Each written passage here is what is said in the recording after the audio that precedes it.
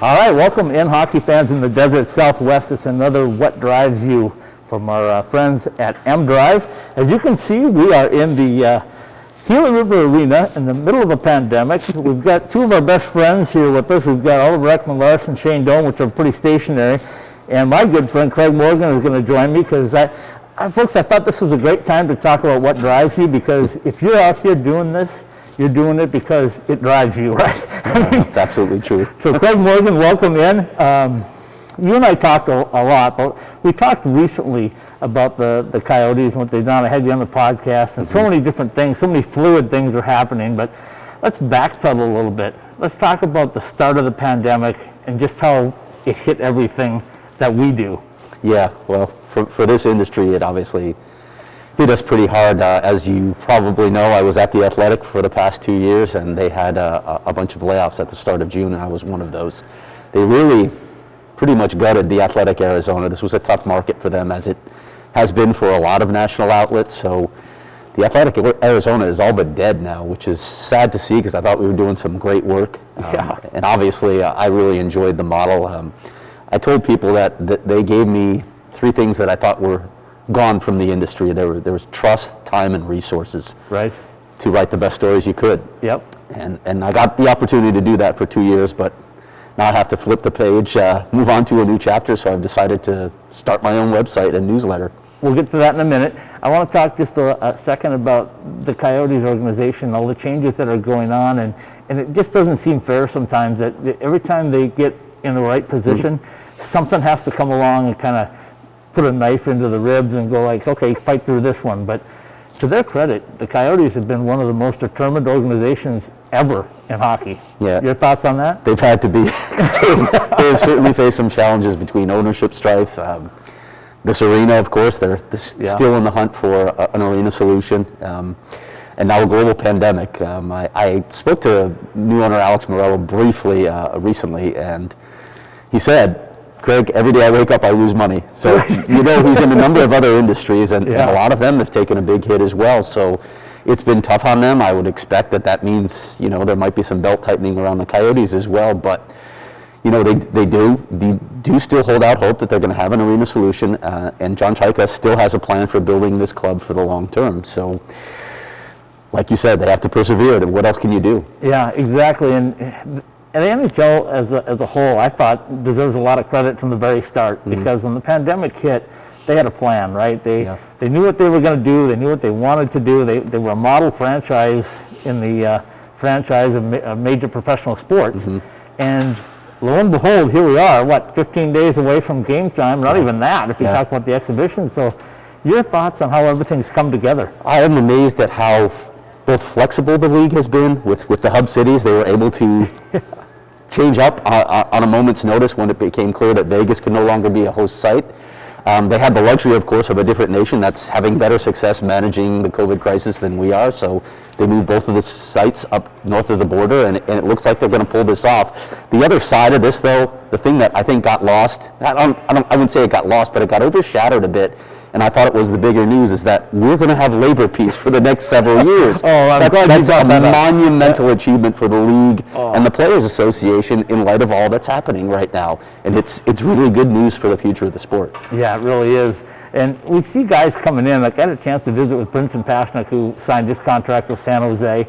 And when I was visiting with him, and I was going like, how are you dealing with this? He said, well, we have to, right? There's no choice. But for a kid coming out of college and entering the NHL and all excited, all of a sudden it's put on hold for maybe 6 months or more before you actually get a chance to play the game that you love at the professional level.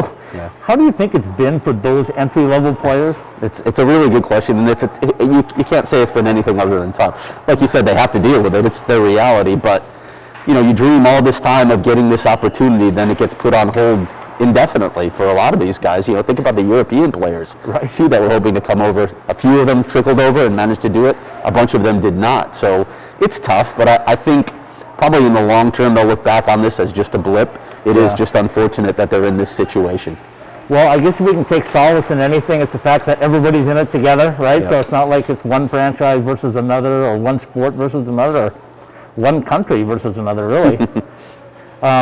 let's talk a little bit about what you're doing, right? Because I thought, when I talk about what drives you, and it's a great feature that we like to run with our partners at Mdrive, what motivated you to take that step? Because now you're a business owner, basically, aren't you? Yeah, I am. I've started my own site called AZ Coyotes Insider.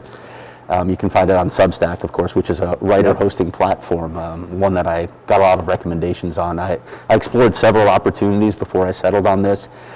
And look, I've worked for a lot of local outlets. Not a lot of them are in a great position right now. Right. And really what drives me, to answer your question, is I still love covering hockey. I love covering the NHL. Now, this has been an incredibly volatile industry. I've been through layoffs before, whether it was newspapers or major outlets like The Athletic and CBS.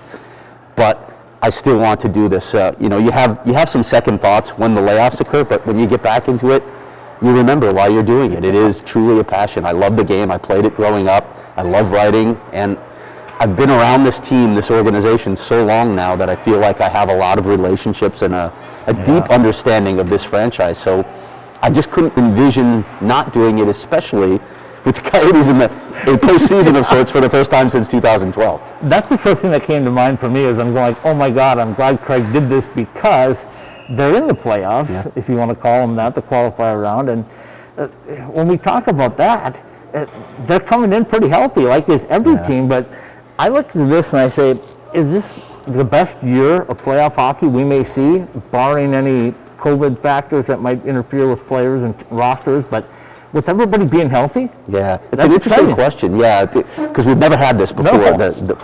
Basically full health for all rosters.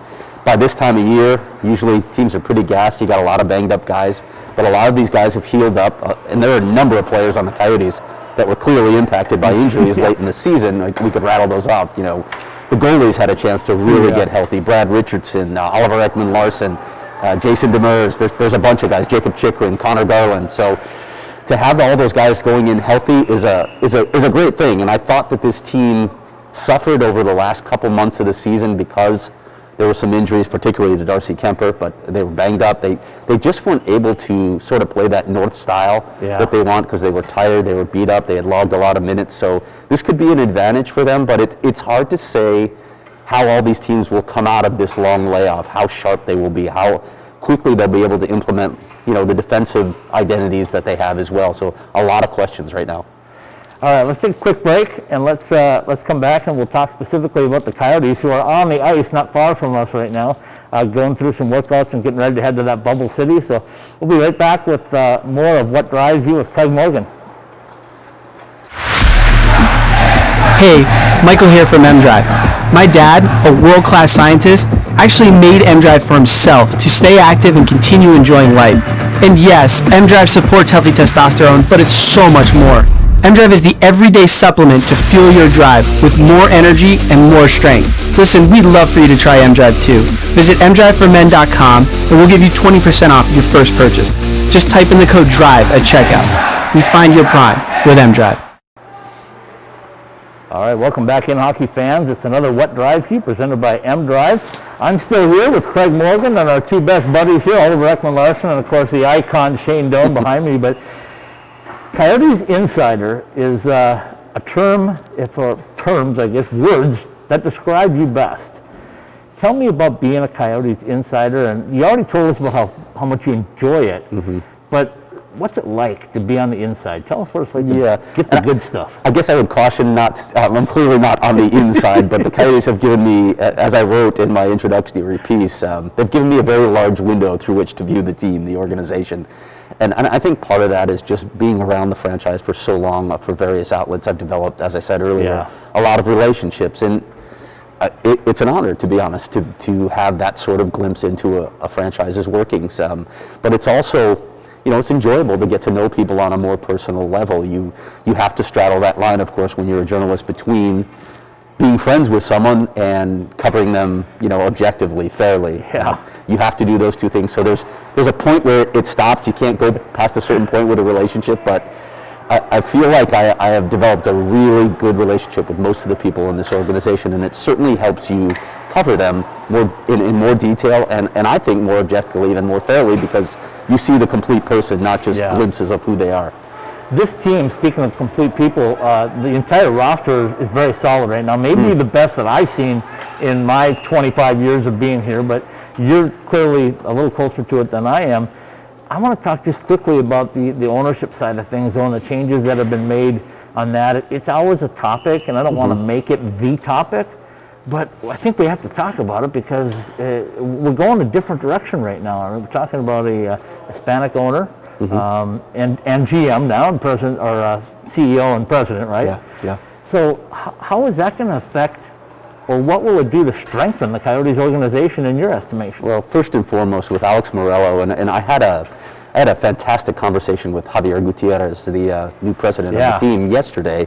And the one thing that he stressed to me is that when you look at the past, Craig, here's one thing that you need to think about now that you don't have to worry about anymore with this franchise. Speaking to the fans, there is financial stability now, and that is a huge step for this franchise. They really haven't been there at any point since they arrived in the Valley. So, but he obviously has a massive net worth. He has a diversified portfolio to even weather things like COVID-19. So financial stability means they can do a lot of the things they haven't done in the past. They can invest in so many areas of the franchise. They can look for that arena solution that has been probably a little bit of a pipe dream in the past. But then the fact that you've got two Hispanic executives in the organization, it allows you to reach out to basically what is an untapped community in this market. And it's about 40% of Arizona. So you're talking about a massive opportunity for them. And you're talking about two guys who understand the community. So that matters so much. It's going to be really interesting and I think exciting to see what they do on that front.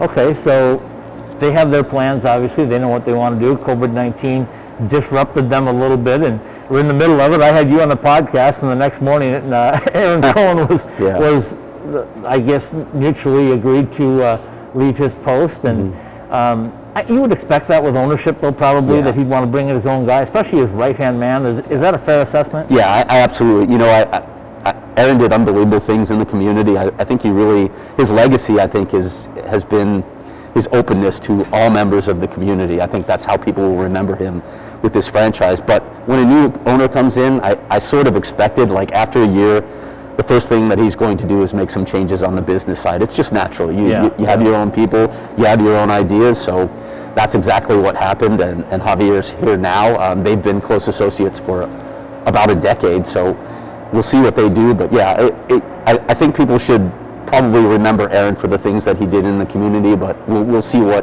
Javier Gutierrez's legacy is. You know, when I first visited with Aaron, he told me I wasn't a hockey guy.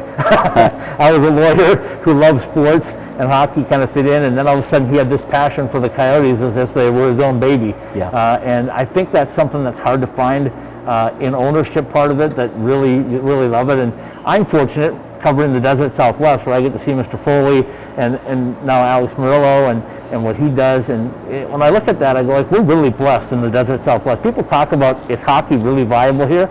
But I think we have maybe the two best ownership groups now up front in Vegas and in Arizona.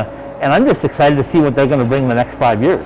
I am too, and like you were talking about with those two owners in particular, stable ownership is so critical to the success of a franchise. And we've seen the other side of the coin, and we've seen it with a few other franchises still. When you don't have that stability, that foundation, it's so hard to get other things done. Well, it looks like the Coyotes finally have that, so it's interesting to think about the future now. Okay, a couple of minutes left in this segment. Let's talk about your new website and the fact that, you know, the Athletic kind of broke ground, right, by being a pay site, and everybody loved it. I mean, I subscribed, the entire world subscribed, I think. So when you came into that, what drove you to go that route? I mean, it's obviously a challenge, I'm sure, but yet it's a heck of a lot easier than what I have to do and go look for business partners. You're talking about my new site? Your new site. Yeah. It's just, like I said earlier, I couldn't envision not covering the Coyotes, and the Athletic did provide a little bit of a roadmap for how you could do this. Now, I had no idea what the response rate would be. I had no idea if people would be willing to pay the fee that I was charging, that I honestly needed to charge to make it viable. But as I said to you earlier, the response has been both promising and a little bit surprising. A lot of people have chosen the monthly fee, a lot have chosen the annual, but there's also this thing called the founding member option, where people can choose any amount above the annual subscription rate. a full 25% of my subscribers have chosen that. Which Really? is, That's good. I can't thank them enough, obviously. I never imagined that would have happened. I can't imagine going into a store and saying, I want to pay more than you're charging for this item. But people have been very good to me. This community has been really good to me, and I really appreciate it. And then in return, I hope to give them, a lot of the long form that they've had in the past from The Athletic, a lot of the, I'm still going to do the mailbags. What I really want to emphasize more with this site is being interactive with my readers. Yeah. I want to really treat them like coworkers and be responsive to what they think I should be doing. That's really a good point, because I think that's what people missed when the pandemic hit, was they missed their sport, but they missed guys like you that covered it on a daily basis and gave them that feeling like they were a part of it. And so I'm so excited to see that. I really had no doubt that you were going to do what you're doing. Thank you. Well, because I know you well enough to know that it's going to be top quality stuff, and it is. And I know that the fan base here respects you. And thirdly is, I know they were starved for it, and you filled the role, and I just hope that you continue to build it and keep doing what you're doing. Let's take another quick break, and let's come back and specifically talk about this team on the ice and where they're headed. We all know they're headed to Edmonton, but that's another story after last night's storm. But we'll be right back with another segment of What Drives You, presented by Mdrive. Hey, Michael here from Mdrive. My dad, a world-class scientist, actually made Mdrive for himself to stay active and continue enjoying life. And yes, Mdrive supports healthy testosterone, but it's so much more. Mdrive is the everyday supplement to fuel your drive with more energy and more strength. Listen, we'd love for you to try Mdrive too. Visit mdriveformen.com and we'll give you 20% off your first purchase. Just type in the code DRIVE at checkout. Refine your prime with Mdrive. All right, welcome back in, hockey fans in the desert Southwest. As you can see, this is the home of the Arizona Coyotes. This is Gila River Arena. This is another What Drives You, presented by Mdrive. And my guest, Craig Morgan, is still with me. We've talked a lot of different things, Craig, but what we haven't really dug into is the team that's on the ice. We talked about the health of everybody, including every team that's going into the qualifying round and beyond. That's the most excited I am for hockey, I think, in all the years I've covered it, because we've never seen playoff hockey with everybody healthy. Right? Secondly is, there's going to be hockey on TV from the time you wake up until the end of the day, at least for a little while. Feels like the NCAA tournament. Yeah, it really does. So tell me a little bit about this Arizona Coyotes team right now and how you see them. I saw pictures and videos of Phil Kessel, and he looked like a little kid again. I'm thinking that's the way it is around the whole locker room, is that they're just so excited to be back. Well, you see all the Coyotes are here. Nobody opted out, so everybody really wanted to play. I'm curious about a few things with this team. Clearly, they need elite goaltending to be successful, and they have one of the best tandems in the league. Can they get back to that level right away after a long layoff? I don't know the answer to that, but at least on paper, when you look at this tandem, that's an advantage for this team, especially when you think about the condensed schedule of the play-in round. They have to play back-to-back games. They play 3 and 4 days. You're probably going to have to use Antti Raanta as well in this series. So if all teams have to go that route, the Coyotes have an advantage there. But the big thing that I talked to Rick Tocchet about, throughout the break, they watched a lot of video to analyze not only other teams' tendencies and prepare for Nashville, but to look at themselves and look at some things that they maybe could do differently. One of the big things was trying to squeeze just a little more offense, about 0.3 goals per game, to be exact, what Rick Tocchet told me, out of this offense. And they're looking at ways to do it that I think you're seeing implemented in camp. Activate the weak side defensemen. They have to finish their odd man rushes a little better than they have. They need to get a little more cohesion from the power play. Things like that they talked about and are really focusing on right now. That's going to be a key, because if they can get just a little more offense with the way this team plays defense, they could be successful in this postseason. Okay, so you mentioned the word camp. It seems odd that we're talking about a training camp right now. But one thing that was a nice move by the NHL was allowing those AHL players and the rosters to expand to the point where, you see stuff like the AHL guys were running scout team, if you will. That's what you see in the NFL. It's not what you see traditionally in NHL hockey. And the practice time, I'm guessing, for Rick Tocchet has been just invaluable, because that's one of the things he always talks about, is I don't get enough practice time during the season. Yeah, that's absolutely true. The practice time with healthy players too. Yeah. But they had their entire plan laid out before they showed up here. They actually had their game plan in place for Nashville as well. So they did a lot of work to prepare for this moment. Now you got to try and squeeze so much out of these 2 weeks of camp, and then the 1 week up in Edmonton, or a little less than a week, I guess, before the games get started. You just never know how it's going to be implemented. Right. And it's interesting you mentioned the Black Aces too, because you want to give those guys experience. You want them to be a part of this. At the same time, you have to make sure that you're preparing the guys that are going to play on a nightly basis for what's coming. You can't take too much time away from them with the Black Aces, so that's a fine balance as well. So when you've seen all the training camps that you have, obviously this one is way different because of the time crunch and the meaning at the end of this training camp. It's not like you got a few months to build yourself up. Your game action, your playoff action right away. How does a coach in your mind get the guys to that level, and are you seeing it from the Coyotes on the ice? Well, I've liked the energy that they've had the first few days of camp. Now, Rick Tocchet wasn't happy with the scrimmage the other day, but by and large, they've been pretty sharp. In terms of how do you get them ready, I don't think that anybody really has a roadmap for that. I mean, you try and work through as much stuff as you can. They had an entire day dedicated to special teams, but there's only so much time, so you just hope that, you know, at this sort of cram session, you can get enough in and then just let them go play and let instincts take over. I do wonder sometimes if skill has an advantage early on in this postseason. I think defensive identity, defensive structure is something that takes time to hone. That's a little bit concerning for the Coyotes because that's who they are. But you know, if you have guys who can just sort of go play more like pond hockey and just let the skill take over, those teams might be at an advantage early on in this postseason. Yeah, I can think of a handful of players right off the top of my head in the NHL that would do that. But one thing I want to touch on as well is the Coyotes and things you maybe knew, but a lot of people didn't know, was that Oliver Ekman-Larsson had been struggling with his recovery process. Phil Kessel said he didn't really feel right all season long, and he looks better now. And having that much time off gives them a chance to really be full speed, I guess is a good term. But tell me how much of a difference that's going to make in your estimation when you actually see a guy like Oliver Ekman-Larsson fully healthy, and Hjalmarsson, and I mean, I go down the list of guys that are fully healthy. No question, it's going to make a difference. And how a lot of it has to do with how much work they did during the break to make sure that they're still in shape. That's going to show up really quickly for all teams. We'll know which guys took this seriously, but health-wise, you know, Phil Kessel had that groin injury that Rick Tocchet talked about that lasted probably a quarter of a full season, so 20 games maybe out of the 70 they played. And then you get into this rut where things aren't going well and it affects your confidence. So this is a fresh start for him. It'll be interesting to see what he can do with it. But when you look at the blue line in particular, Phil Housley talked a lot about how they had slowed down their breakouts. They weren't going north as quickly as he wanted. And he thought a lot of that was fatigue and the minutes that the guys were logging. So a fresh start for them could really help this team get back to playing the transition game it wants to.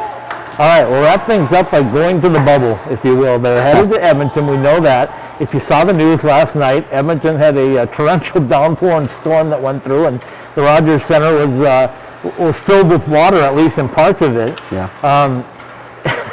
Can we catch a break at all, I guess, from Mother Nature or a pandemic or whatever? Yeah, it does feel like what's 2020 throwing at us next. Now, all the initial reports, you can't confirm them because no media are allowed there, but all the initial reports said that they should be fine. It shouldn't be a hindrance at all to what they're trying to do up in the hub city. So at least that's some good news, because I think all of us at this point are just dying to watch playoff hockey. All right, Hub City, that's where we're going to end it. It's Edmonton, it's Toronto. How important is getting off to A, a fast start, and B, playing without the crowd?